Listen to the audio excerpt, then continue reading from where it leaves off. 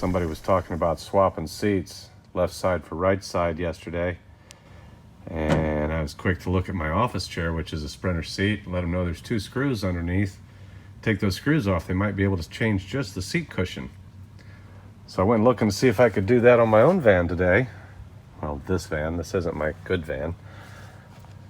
But when I looked underneath, I couldn't find those screws. What I did find is this little lever right here.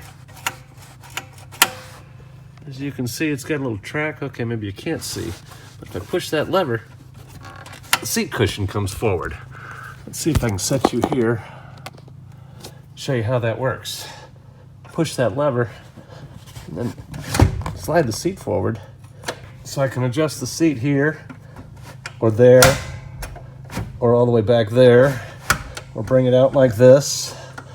Or then if I pull that lever all the way over and pull it out the last little bit that it doesn't want to come, the cushion comes off.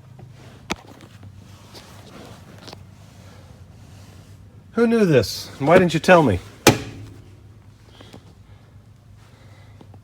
Easy access to everything down here.